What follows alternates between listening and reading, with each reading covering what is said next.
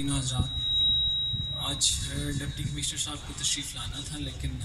अचानक किसी मसरूफियत की वजह से वो नहीं आ पाए। जैसा कि अभी इन्होंने बताया कि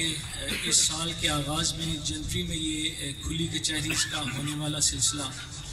जो हुकूमत पंजाब की हिदायत पे शुरू किया गया और जिसका मोटिव ये था कि इंसाफ आपकी दहलीज़ पर, तब से लेकर अब तक बिला ताक़ुफ़ एक तसलसल के साथ ये सिलसिला जारी व सारी है। और इस ज़िले की तमाम तहसीलों में बशमूल हेड क्वार्टर्स ये खुली कचहरीज़ मुनक़्क़िद की गई। और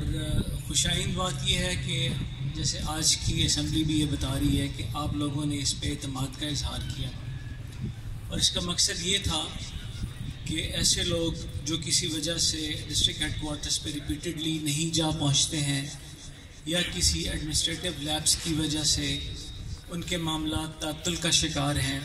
उसमें कोई ताख़ीर हो रही है, तो तमाम अफसरान को ये हिदायत की गई और उसकी सरबराही ज़िले पुलिस में DPO साहब को और डिप्टी कमिश्नर साहब को सौंपी गई कि आपके मामलात का फ़ौरी तौर पे हल किया जाए।